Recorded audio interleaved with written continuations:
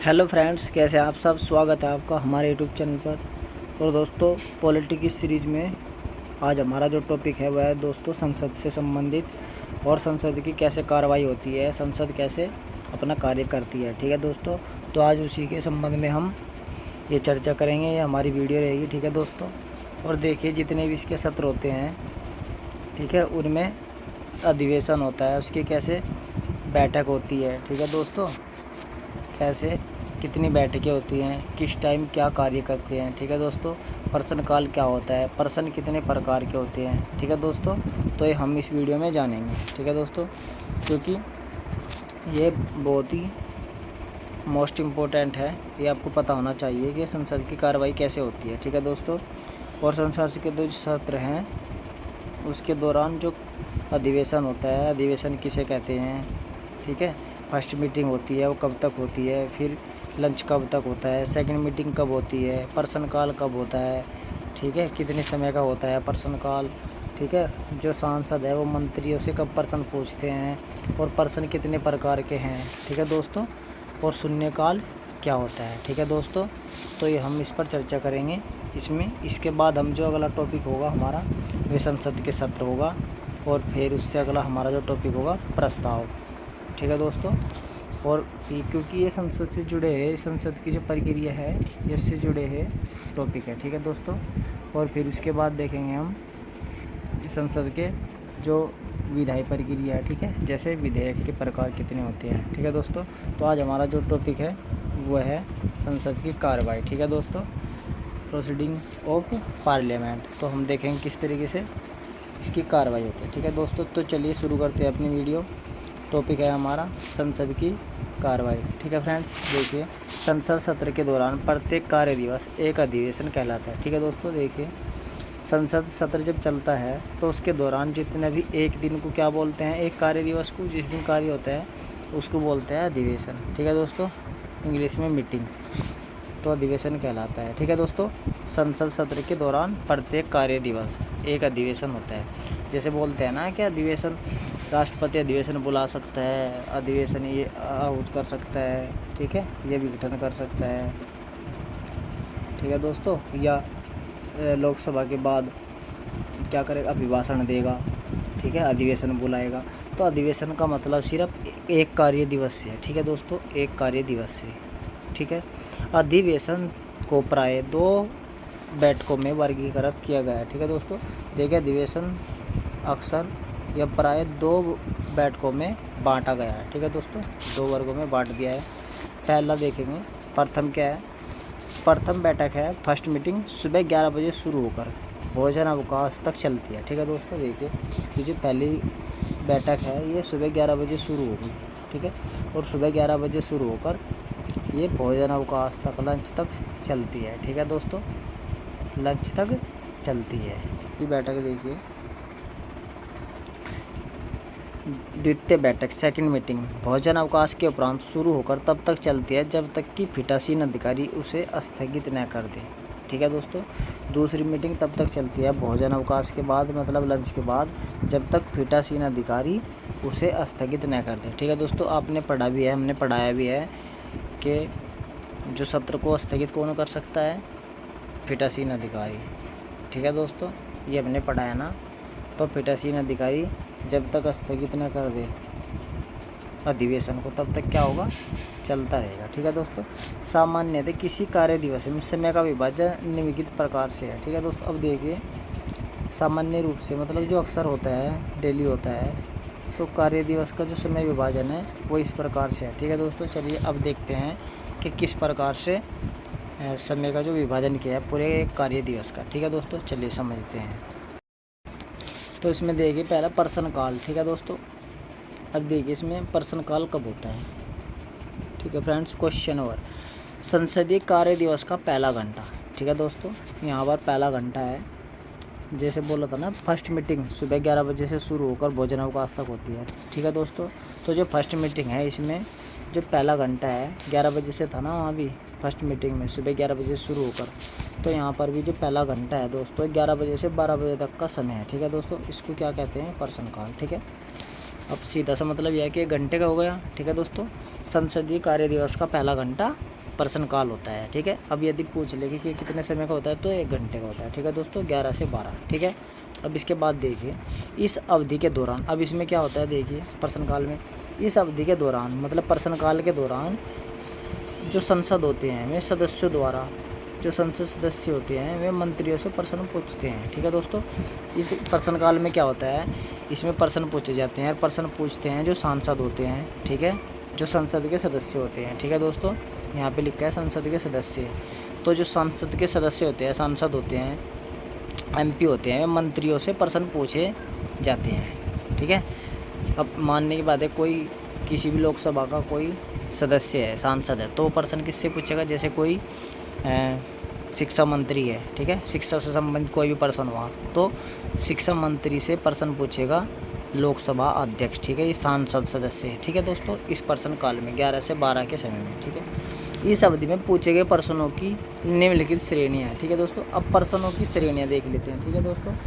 अब इस 1 घंटे में जो श्रेणियाँ हैं प्रश्नों की वो देख लेते हैं कौन कौन सी है, ठीक है दोस्तों। चलिए यहाँ पर प्रश्नों की श्रेणियाँ देखते हैं। तो दोस्तों प्रश्नों की श्रेणियों में सबसे पहले देखते हैं हम तारांकित प्रश्न, ठीक है दोस्तों, तारांकित प्रश्न।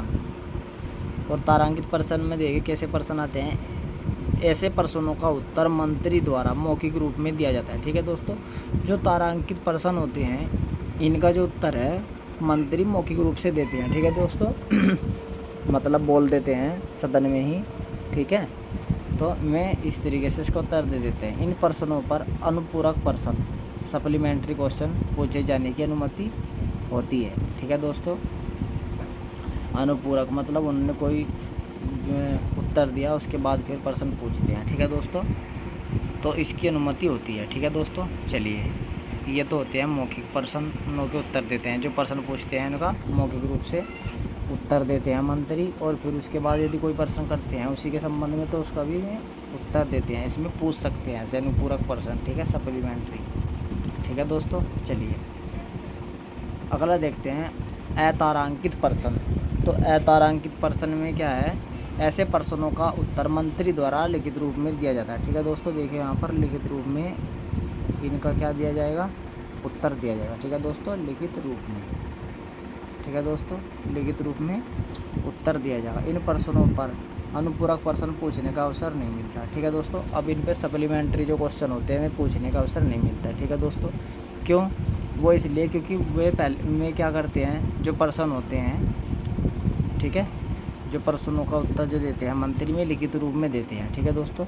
उसके बाद उन प्रश्नों पर क्या होता है, अनुपूरक प्रश्न नहीं पूछे हैं, क्योंकि जब वे प्रश्न होते हैं तारांकित प्रश्न होते हैं उनमें मौखिक होते हैं। जैसे मैं बोल रहा हूँ, मेरे से कोई क्वेश्चन कर रहा है, ठीक है, तो उन्होंने मेरे से पूछा हाँ भाई भर्ती कब आएगी, ठीक है, शिक्षक की, तो मैं बोल देंगे, अपना जवाब देंगे कि अभी हमें ज़रूरत नहीं है, या पद नहीं है, या कल या कुछ समय बाद आएगी, ठीक है। तो वो एकदम से पूछ लेगा फिर वापस ही कि कुछ समय बाद आएगी, कितने पदों की भर्ती आएगी, कितने पद खाली है, तो ये इस तरीके से अनुपूरक प्रश्न हो जाएंगे। वो प्रश्न पूछ सकता है साथ के साथ वहाँ पर, लेकिन इसमें नहीं है, क्योंकि यहाँ पर क्या होगा, लिखित में देगा वो उत्तर, ठीक है। अब लिखित में थोड़ा ही वो, अब मानने की बात उसने किसी डॉक्यूमेंट पे अपना उत्तर लिख के दे दिया, ठीक है, अब वो कागज़ से थोड़े पूछेगा, ठीक है, तो ऐसा नहीं होगा।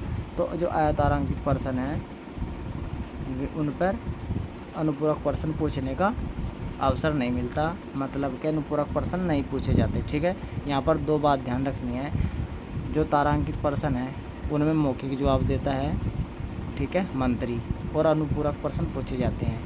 ठीक इसका उल्टा है अतारांकित, ठीक है, तो ऐसे ही ध्यान रखना, ठीक है। उसमें मौखिक है, इसमें लिखित है, उसमें सप्लीमेंट्री क्वेश्चन पूछ सकते हैं, इसमें नहीं पूछ सकते, ठीक है। चलिए अब देखते हैं अगला है अल्प सूचना प्रश्न, ठीक है दोस्तों।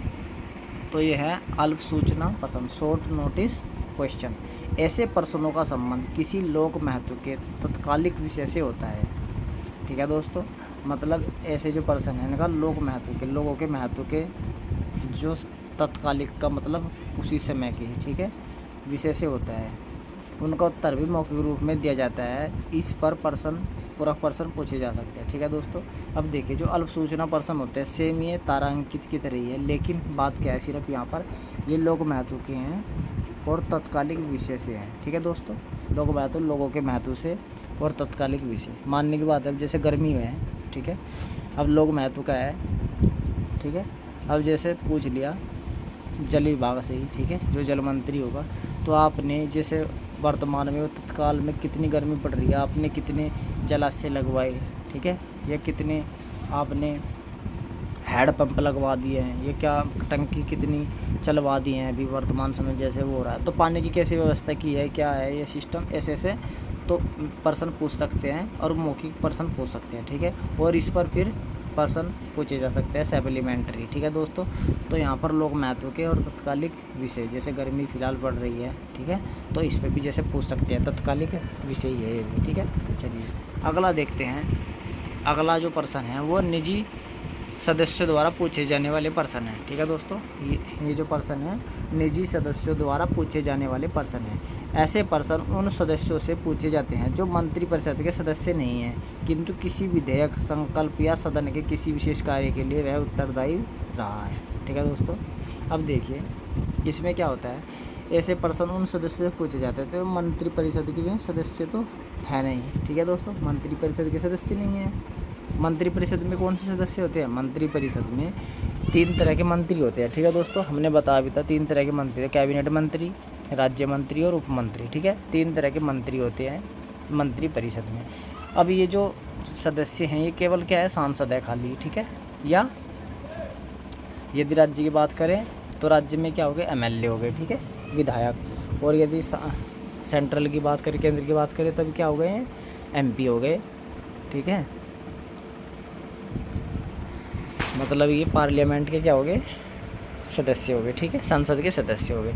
तो इनसे यदि इनका किसी भी जैसे कोई विधेयक पास हुआ, ठीक है, तो कोई भी विधेयक पास हुआ, ठीक है, सदन के विशेष कार्य के लिए, तो उत्तरदायित्व तो ये भी है क्योंकि इन्होंने भी अपना मत दिया होगा, तो इसीलिए उनसे ये प्रश्न पूछे जाते हैं। ठीक है दोस्तों।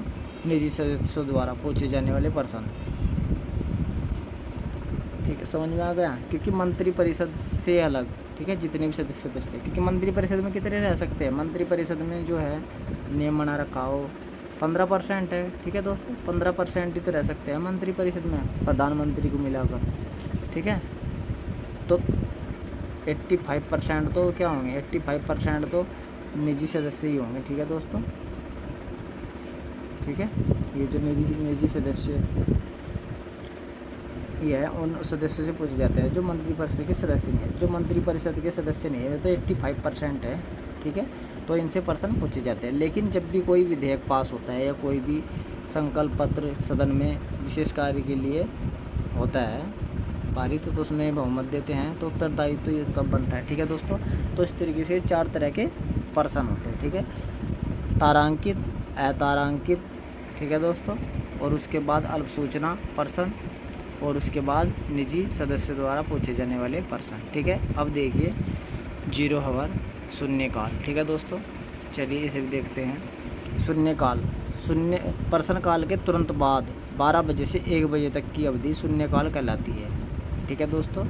तो प्रश्नकाल के तुरंत बाद है बिल्कुल। ठीक है। 12 बजे से 1 बजे तक की अवधि शून्यकाल कहलाती है।